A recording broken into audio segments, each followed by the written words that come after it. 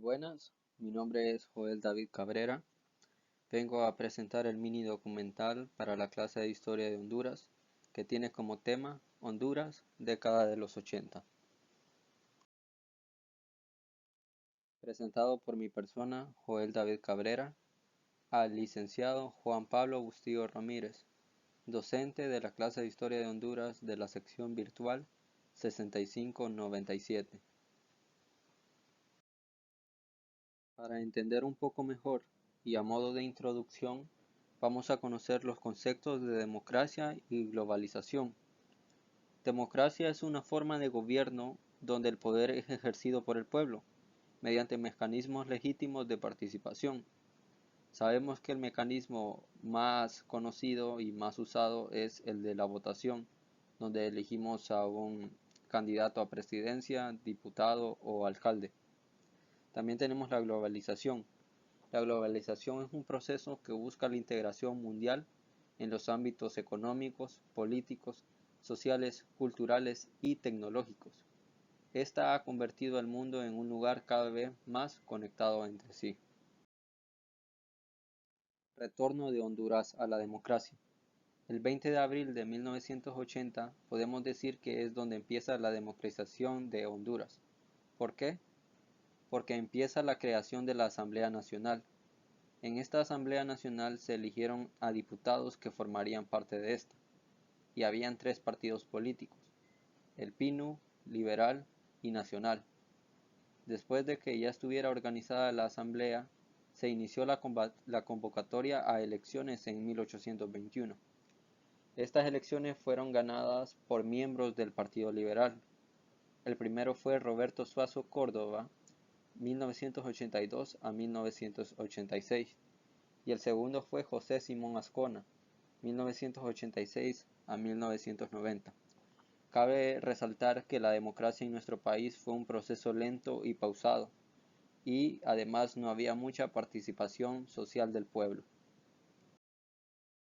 En la década de los 80 se vivió una crisis económica y política.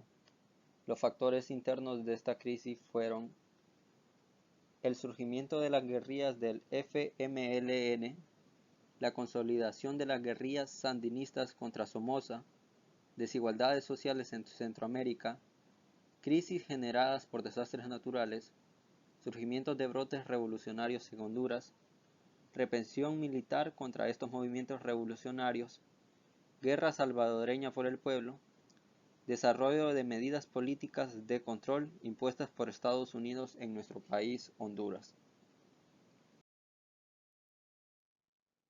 En esta crisis de la década de los 80 también tenemos factores externos. El primero fue la Guerra Fría de 1950 a 1980. También tenemos el bloque socialista, que este surgió con el objetivo de solucionar y eliminar la desigualdad y su desarrollo. Tenemos la intervención, en este caso de Estados Unidos.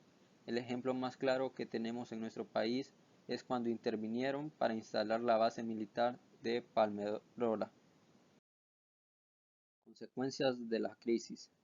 Esta crisis dejó algunas consecuencias económicas, políticas y de aspectos fronterizos. Las consecuencias económicas son que la deuda externa del país aumentó considerablemente y que la economía se estancó, y debido a esto se tuvo que frenar el desarrollo del país. Como políticas tenemos que hubieron muchos muertos, mutilados y desaparecidos, y debido a las guerras entre El Salvador, Guatemala y Nicaragua, las relaciones diplomáticas se vieron afectadas. En los aspectos fronterizos tenemos que hubo una violación de la soberanía nacional por parte de Estados Unidos hacia nuestro país, al instalar la base militar de Palmerola con el objetivo de derrocar al Frente Sandinista. El ajuste estructural. Debido a la crisis económica y política que sucedió, en la década de 1980 surgieron las PAE, Programa de Ajuste Estructural, como alternativa para superar estos obstáculos que sucedieron. Las PAE fueron organismos financieros internacionales, tenían el objetivo de privatizar empresas gubernamentales, legislación a favor de las inversiones extranjeras y la reducción del aparato estatal.